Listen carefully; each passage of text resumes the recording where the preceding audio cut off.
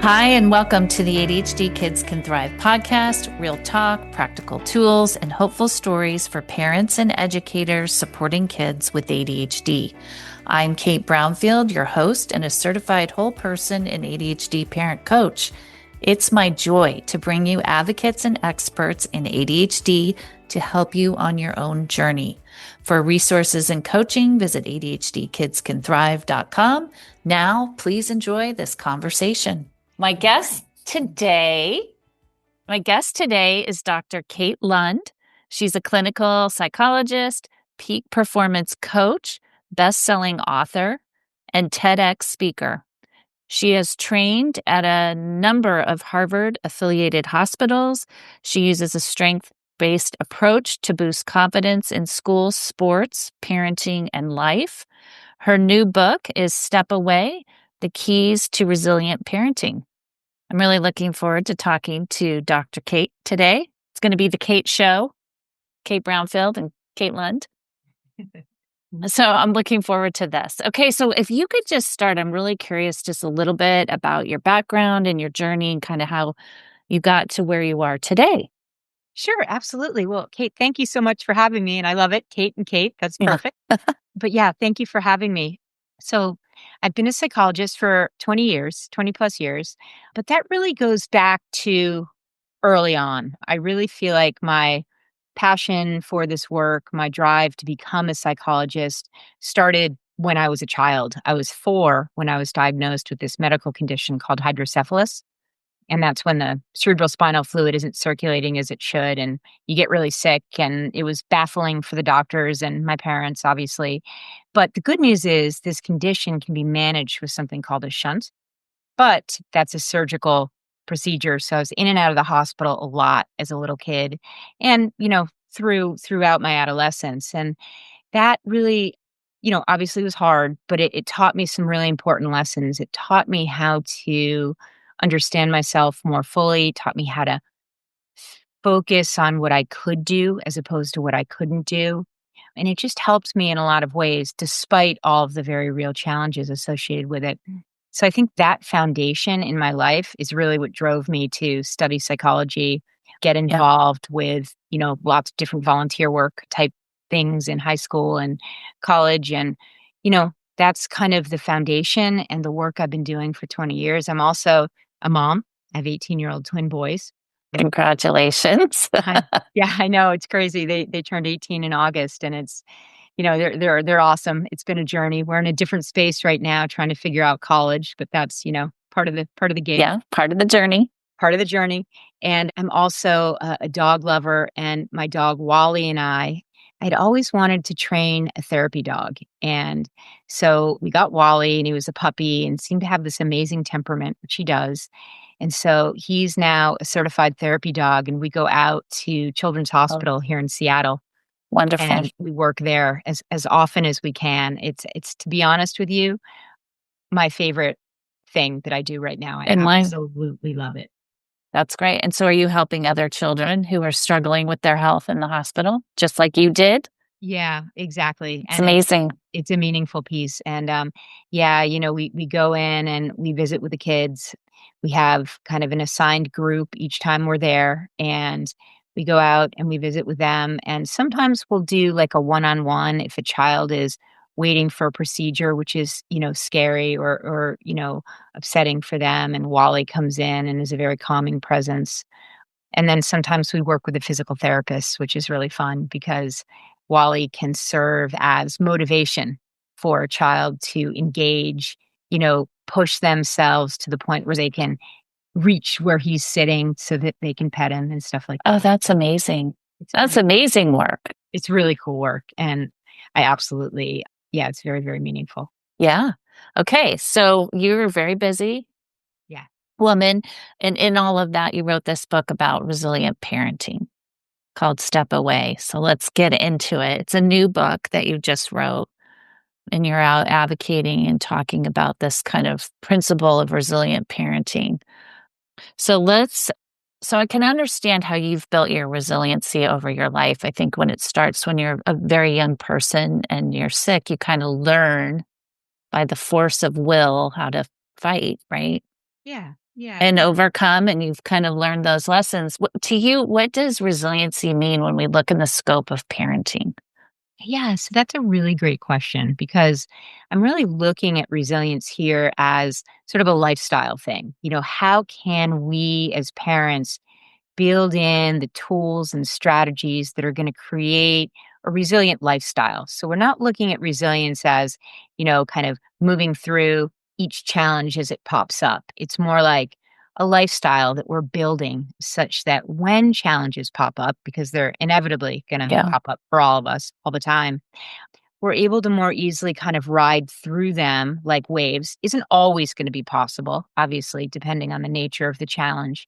But that's really how I'm looking at resilience, kind of a integrated lifestyle type of lens that I'm looking at. And I wrote the book, yeah, through I kind of talk a little bit about my early experiences, but then it's really written through my lens as a mom and my lens as a psychologist for all these years. Okay, so what does the resiliency mean as a lifestyle? What does that look like? Yeah, so first and foremost, what it looks like is it's our ability to manage our stress response on a consistent basis. And that's kind of the core principle that I teach everybody that I work with, whether they're parents, they're corporate folks, athletes, what have you. We've got to be able to manage our stress response so that we're integrating a way of being level as possible each and every day. Because if we're starting our day here and a challenge hits, boom, we're going to escalate most likely to the point of shutdown. And Yeah. then we're not able to do much of anything. We're certainly not going to be able to optimize ourselves as parents or in any other way. So that's the core principle. And then from there, there's really no one size fits all. We want to look at each parent, each person's unique context and situation. And we want to try to design a plan which is going to help them to optimize their own well being and their own ability to be the best that they can be within their own unique context. We're Yeah. very focused on helping folks to appreciate their own unique context. So avoiding the comparison trap. And my goodness, my best friend has this and that, and they're much more able to do all these things than I am. But no, let's take a look at who you are and where are your strengths and what can we harness to optimize your ability to be at your best. Yeah. And that can look at like a whole bunch of different things, but really there's no one size fits all, and I work with everybody on a very individual level to get there. Yeah. Okay, so if you're raising a child who has ADHD and is dysregulated, your baseline as a parent, a lot of days, is going to be challenged, Yes. right? Mhm. So compared to your peer group, Yeah, right? exactly. Or if you're raising twins, that's too a different baseline, right? It's a little bit more chaos. But how do you, so like, how would a parent, like, parents can really get stuck in this cycle of being dysregulated because their child's dysregulated. Yeah. Right. So how do parents who are in this world of raising a child who's dysregulated, like what are some steps that they can take, tiny, tiny steps to begin to build resiliency just in their day? I mean, one of the biggest words of advice is to find calm, and you have to be calm in spite of your child being calm. And that is a skill to be mastered for parents. Yes. It is. And one of the tools that it's actually my go-to tool, it's my favorite tool. It was developed by a physician in Boston in the 1970s before mindfulness was a thing. It's called the relaxation response. It's designed by Herbert Benson, who was the physician. And it's a really, really simple technique to help us to self regulate in chaotic moments, but just in general. Practicing this technique helps us to create that even baseline. And so it's very simple. You come up with a word or a phrase that you find soothing in some way, and you breathe. And I mean, it sounds really, really simple, and it truly is. The key is practicing it consistently. And, sometimes when we're thinking about meditation or other mindfulness techniques, they're a bit more complex or they require much more time. And this is very simple and very effective once you've established that baseline sort of practice and it becomes kind of second nature. But what I recommend to parents is practicing 5 minutes in the morning, 5 minutes in the evening to start to get a sense of what it feels like to be in that stress modulated, regulated space. And that is a very powerful way to start. And it starts to integrate that way of feeling into what your baseline will become. Yeah. Other cool thing is you can practice in tiny increments throughout the day if you're, in a moment where your child is very dysregulated or you've got a stressful conversation coming up or, it can be held in your back pocket and pulled out whenever one needs it. Yeah. And that's my favorite for Is that like the box breathing? Like the whole, like, what does that look like? Let's practice. This would be a tool that any, if Yeah. you're listening to this podcast, let's just do a little practice so people can take this away with them and just try it when you wake up in the morning, or if you're flying out of bed, try it at the end of the day, right? Yeah, so I like folks to try it on either end of the day, in the morning Okay. and in the evening. But really simple, and it's not even box breathing per se. It's like you think of a word or a phrase that you Okay. find soothing in some way. All right. I'll do it. I'll be the patient. I'll be Okay, the well, client. I'll do it with you. So you Okay. think of a word or a phrase you find soothing in some way, and you breathe. And folks can keep their eyes open or closed depending on how they, feel. You just breathe. Okay. So how did that feel? Oh, it felt wonderful. You know what I was noticing? My dog is sitting here Mhm. on the floor next to me, and I could hear him breathing Oh, like I'm breathing. yeah. And I'm like, wow, dogs really have this figured out. Yeah, they do. Trust me. And they're in the moment too, right? Yeah, So he's much just in the moment, breathing deeply while I'm sitting here doing this podcast. so much easier said than done to be in the moment. Yeah. Yeah, that's cool. So you felt and could you feel kind of that decompression happening? Oh, absolutely. Absolutely. I'm a big yes. I have had to learn this in my own journey Right. about how to get to a state of calm without I used to have to be in it, like, go work out, right? Like, that would be the only place where I could find really finding calm and stuff and that kind of thing, but you can't always do that when you're parenting, right? We're very busy and you can't always wait to find, like, peace in your day by having to go do another action, which would be to go for a walk or go for a run or whatever you do.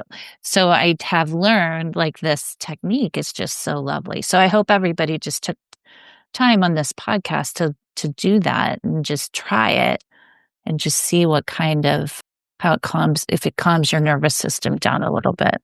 Yeah, and such an important point that you make and that, it takes practice, consistency to start to feel that calming. And sometimes, we'll have lots of different thoughts coming into our mind and trying to but it's just kind of like letting those be and trying not to engage with them, but gets easier and easier over time as Yeah. Yeah. but very valuable and very powerful. And at points, depending on the developmental kind of stage of the child, they might start to pick up on some of what you're doing as a parent, depending, on kind of where they are in time and space and the level of dysregulation. But there is that modeling piece that can happen over time as well. Yeah. And so how does this all reflect on children? So if parents find a way to kind of like your book's called Step Away, so I'll play into that a little bit, which is to step away from busy, busy life, hard, hard struggles, to step away and even just do this 5-minute breathing, right? How does that impact like your household and your family? How does Um, that show up? yeah, so it shows up by us as moms or parents, this works obviously with dads or any parents, it shows up as a greater sense. There's a ripple effect, a greater sense of calm within the household because I know from experience that if I'm amped up, it's like there's more sort of a charge in the air. But if Right. I'm kind of calm, able to respond to situations as opposed to react, and that's sort of what we're going for here. There's just a greater sense of calm. And there's a sense of empowerment for kids too, because they're seeing what's possible for us as parents as we're optimizing our own well-being and parenting selves. Yeah. It's empowering them, kids, to see what's possible, for them as they move through. And particularly if we're demonstrating things like using our strengths to compensate for challenges, or we're showing them that it's okay to have challenges because we all have challenges. It's all kind of a modeling exercise, but generally speaking, there's a greater sense of calm as we're practicing this stress modulation technique. Yeah. Okay. So, okay, here's my question just to apply it to the parents. So, how does a parent tap into their resiliency in these moments where, like, a child, like, where really the biggest one is homework time, right? Or getting out in the door in the morning. These are these themes that show up that are hard inside the home with families. And that is when this play on getting dysregulated with each other can arise and our resiliency goes out the window. Yeah, exactly. Because the dysregulation is Yes. spiraling, and yes, I hear you. It's a lot. And so, let's use homework time as an example, right? Okay. Because one of the things that we want to do is we really want to be empowering our kids to see what they're capable of, right? Yeah. So, of course, from experience and what I've observed with my clients and such, there's that desire or that kind of moment where like, well, if I just swoop in here and, help them get the homework done or get it done, this will quiet down. But really, it's taking, depending on how old the child is, taking a step back, giving the child a sense that they're able to accomplish this. Perhaps us as moms, parents, going into the other room for a moment, doing the breathing, putting on a song, calming our own nervous system, regulating, not for a long time, for a few minutes, and asking the child to complete, say, one math problem. Not asking them to do everything, but one math problem, taking those tiny steps forward such that they can start to internalize their own ability to make this happen.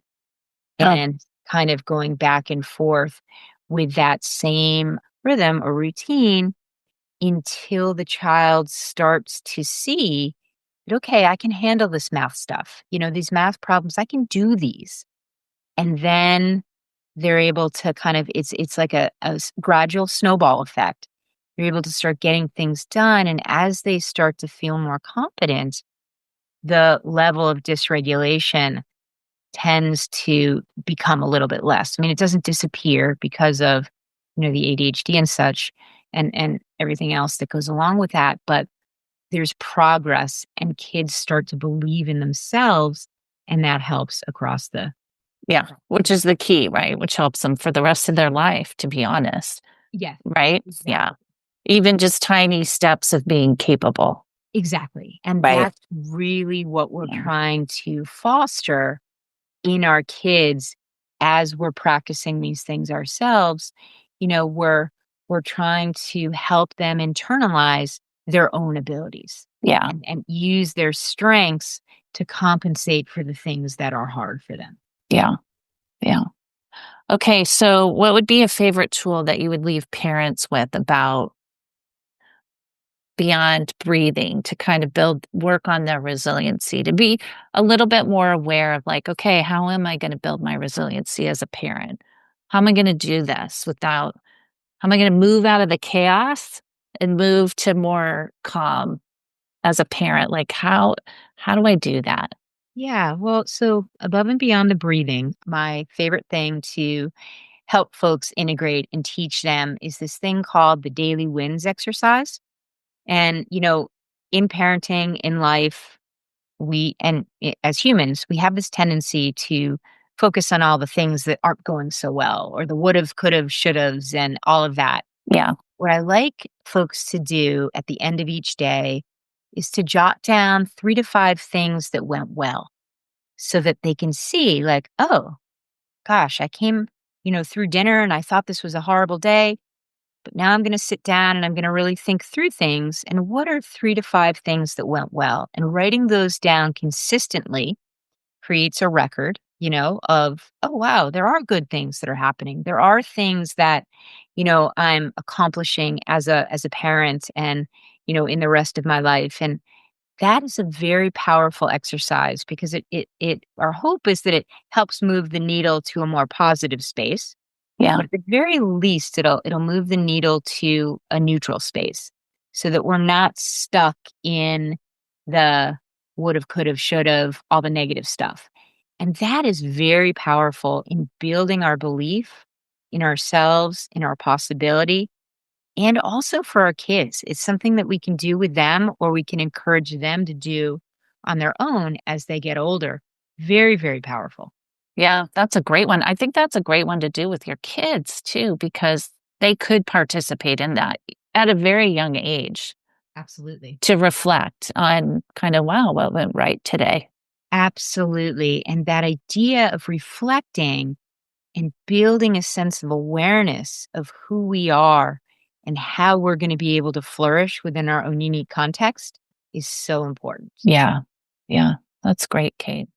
Okay. So as we wrap up, you've said a lot, but how would you like to wrap up today with parents who are listening, navigating this road where I know all parents want to be more resilient in their selves and in their family? Everybody really wishes for that and wants that and are struggling on like how to kind of get there.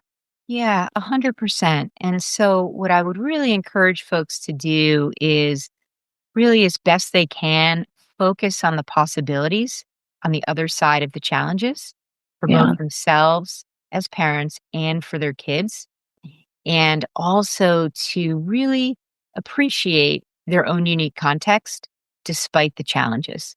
Because as they're focusing on that possibility, that's really the key. Yeah. Okay. Very good. Thank you.